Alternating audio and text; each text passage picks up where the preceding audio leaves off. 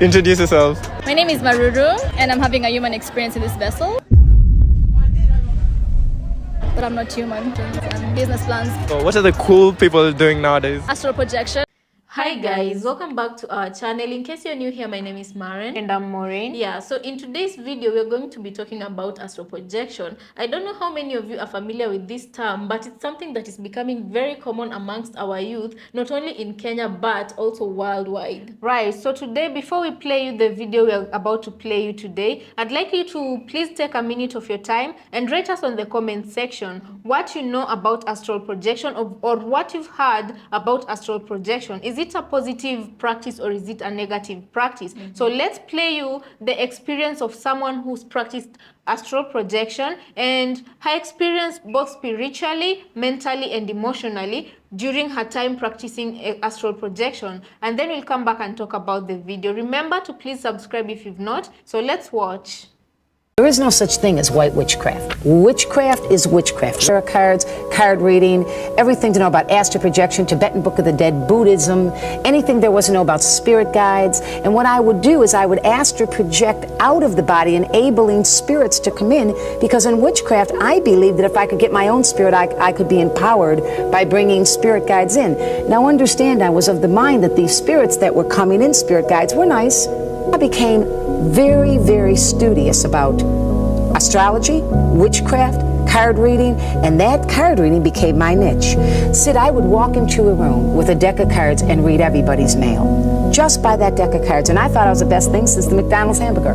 I thought I had finally come to a place of prominence because I could intimidate people. I could make them afraid of me because I was operating in these powers. And I never knew they were demonic, or I thought that I had come into this great power that I had been looking for.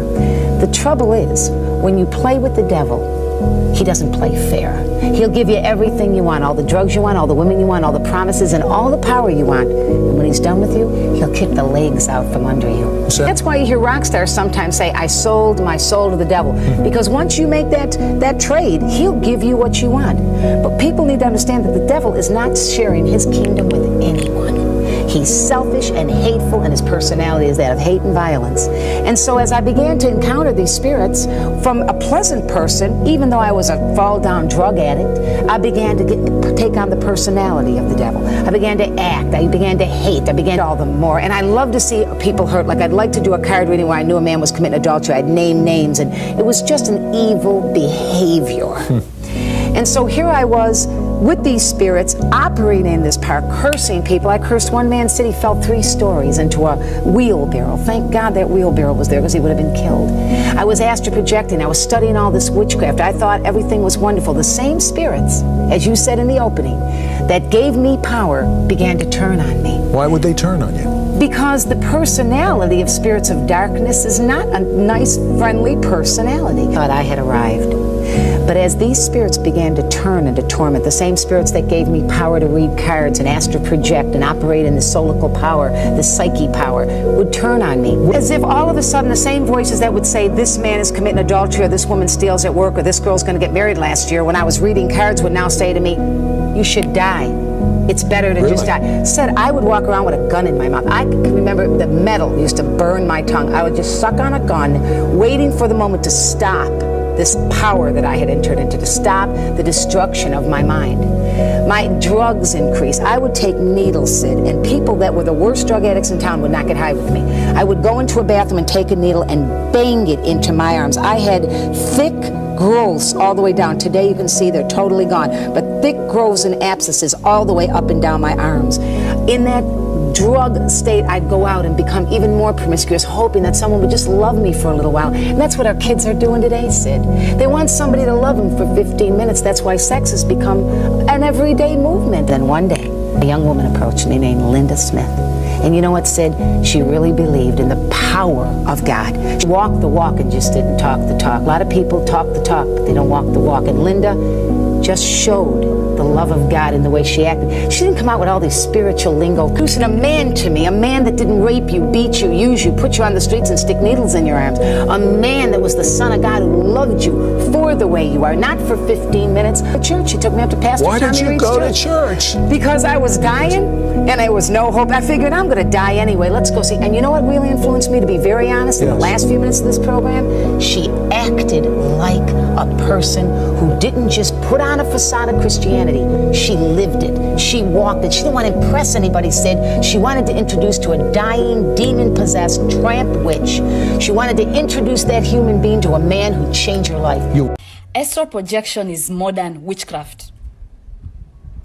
I'm saying it is modern. Why? Because now the devil knows that people are so aware of what is right and what is wrong. So what he does, he disguises himself as an angel of light. He comes to you and he tries to whisper to you and he tells you whatever you're doing is for your mental health. Astral projection is when your spirit leaves your body. Where to? It's flying. Flying to where? You have no idea about it. So you're saying the cool things are the ones who are doing it, or it's for meditation, it's for this, it's for that. And the Bible says that the body is nothing without the spirit. It's empty. Once your spirit leaves your body, you are leaving a vacuum for another spirit to occupy. And obviously it's going to be a demon. You're saying, I don't know, it's really helped me. And it's the young people who are doing this thing. Very, very common. I'm yet to find someone who is older doing astral projection. But whatever you're doing is witchcraft. It's witchcraft, and you know witchcraft is wrong. Wewe ni mchawi, unafanya uchawi. And you do not know the extensiveness. You do not know the effect of this thing. It is so sad because you do not know what you're doing. You know the way someone dies and then their soul is taken away. You're going to be a body occupied by an evil spirit, by a demon, and you're not even aware because you think it's cool. You think you have mental health issues and that is what you're going to do to cool yourself. Who says that is how we solve problems?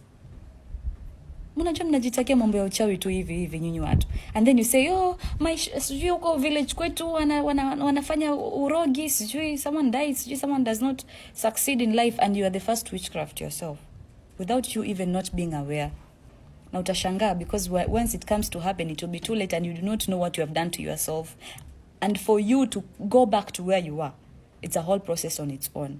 Please, leave astral projection alone. Look for other means. Astral projection is witchcraft. So guys, welcome back. Let us know what you think about this topic and this episode.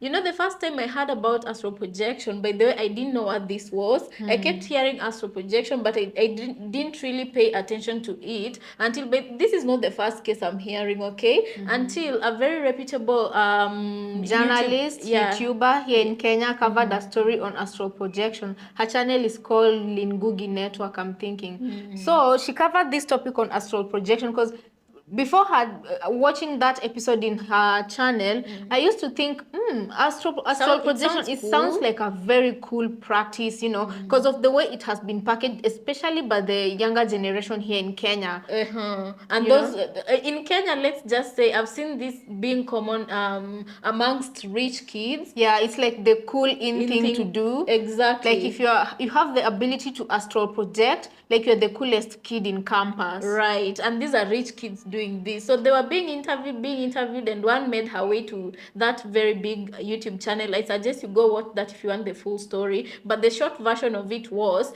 this young lady talking about when she was... At first, it's a very exciting experience because she was very young. able to do what the normal mass is not able to do. Right, and she was very young. She was doing this when she was still 17 in campus. So she got introduced to it. It was that time when she was trying to find herself, who she is. She was trying to find her purpose, you know. And she met someone who introduced her to this practice of astral projection. And how she describes it, she says the first time she went, it's like meditating. She felt very calm, you know. She got in touch with her body, and then before she knew it, she was in her room, right? She was floating in the air, and she could be able to move. Her room was her body was in her room, but her spirit, see the body, the spirit spirit was outside the body. She saw see everything herself in the room. right, and she started going to other different rooms in her house, and that was her first experience with astral projection. At this point, Makio, she didn't feel like this was something evil, because for her it was fun and cool exciting thing. She felt powerful. She felt like she was finally able to do something unique,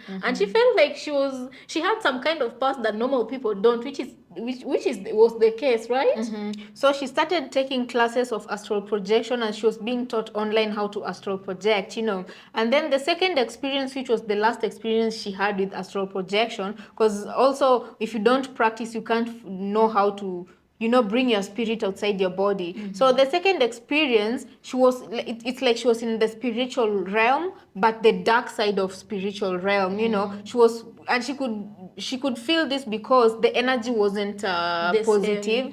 It was a very negative energy.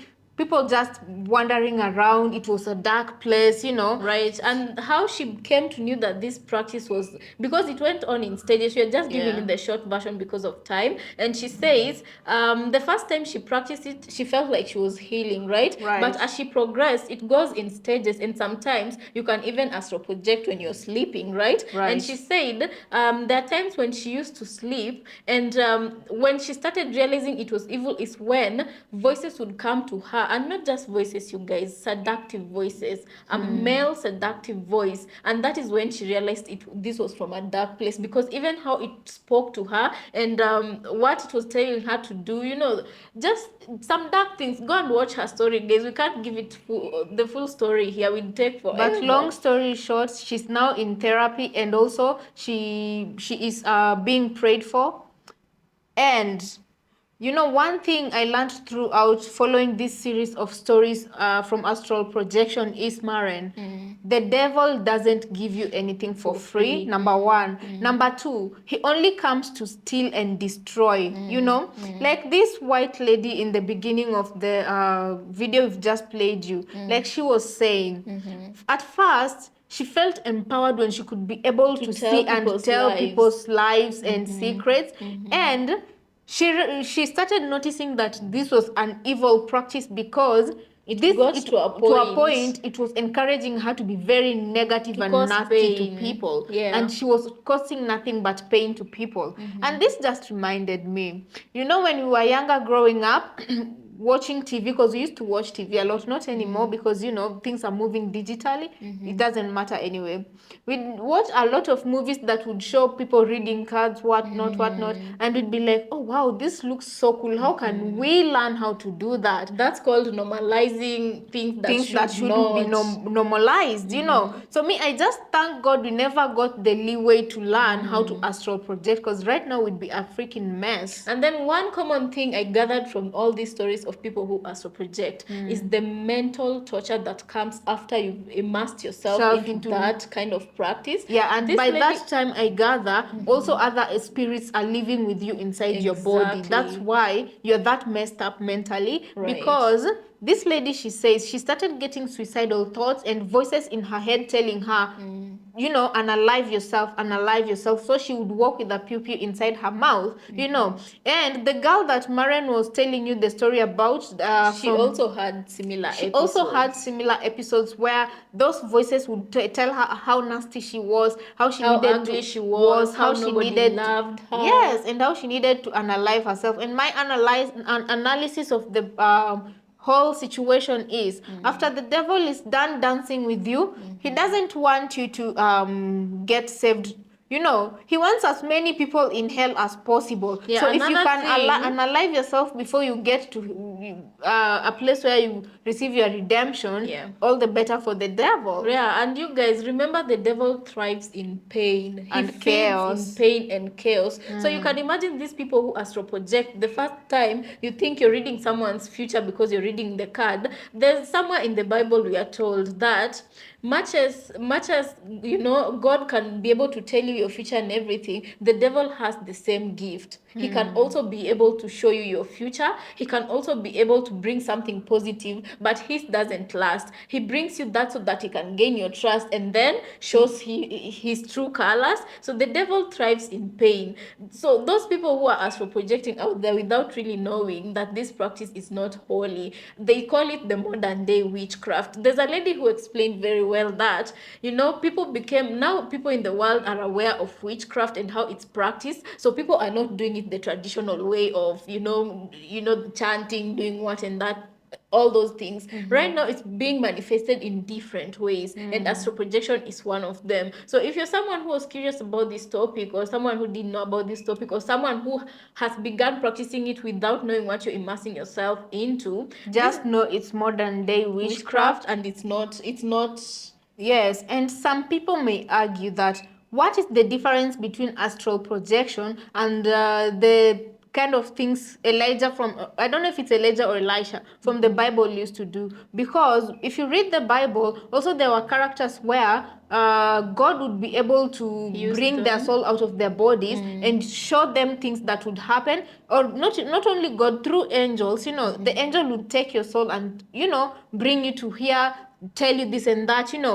So the difference is, in the Bible it states it is a sin to provoke, to knowingly provoke your soul to leave your body. Because when you provoke your soul to leave the body knowingly, you are very you're very vulnerable to spirits, to the spiritual realm, and hence evil can attack you because you've taken yourself to that realm alone. But when God himself sends you a Holy Spirit or a helper or an angel to help you navigate the spiritual realm, that is the difference right there. You're not the one who provoked your soul to leave your body. Instead, God is the one who is guiding you through the spiritual realm. So hence you're protected from the spirits. Yeah. So another thing I wanted to mention, guys, is that I wanted to say, when people keep saying that this world is very spiritual, I feel like this world is spiritual, and to some level, there are people who don't even know the true extent of those words, because, what you have to keep on reminding yourself in today's world, I might be sitting with Maureen, she's my sister, right? But you have to keep in mind every time you're walking out there is that everybody you meet might not be who you think they are, because these people who astral project are very normal, beautiful people. Well, it's not a must they be beautiful. They're just everyday normal people, and you wouldn't know unless they tell you that they do this practice. You understand? Right. So you never know the person you're meeting, how spiritually, how they're going to impact your life. You understand? So what I'm saying is just be careful with everything you do. Yeah, don't go experimenting in some cool practices that come out in the name of astral projection and all. So guys, I don't know, let us know what you think about this episode. Another thing I like about the first lady who spoke, she was talking about, and this I feel like explains a lot of situations in today's world, because people leave churches because they no longer believe in churches, and she was talking about the vacuum. similar thing, Yeah. the vacuum, and there was a vacuum she was feeling after she realized that she wasn't happy with astral projecting, and she had begun being very like a sad human being, and she was doing all these kinds of things, and she mentioned that she became promiscuous because she wanted love for 15 minutes. She wanted somebody to love her for 5 minutes, and that led to the promiscuous life she led. And that I feel like it's a very good explanation, especially of how and why mostly it's our younger generation getting caught up in astral projection, because there is a void they're trying to fill, and they think that projecting will help them feel that inadequacy. Yeah, and I feel like I used to ask myself a lot, how is it that, because when you look at today's world and you look at, let's just go back to the 20th century, people, there were promiscuous people, but it wasn't to the level that, like, nowadays it's very easy for people, two strangers to meet and sleep, and I'm like, what right now we know that it's a void somebody is trying to fill. And she talks of meeting one person, one Christian, who did not just talk the talk, she walked the talk, she practiced it, and that person showed her the way, and that person helped her discover God, and I'm like, I don't know, you guys. You just give us your comment on this topic. Episode? But personally, if you were to ask me, this is not something I'd encourage people to relish in or take pleasure in during their leisure time, because everything you do has a consequences. It has a consequence, especially if it's coming from the spiritual world. Ask yourself, where are those powers coming from? You know. Ask yourself. Anyway, guys, let us know what you think about this episode. Thank you so much for joining us on this one. Let's catch you on the next, and consider subscribing for those who have not. Thank you so much.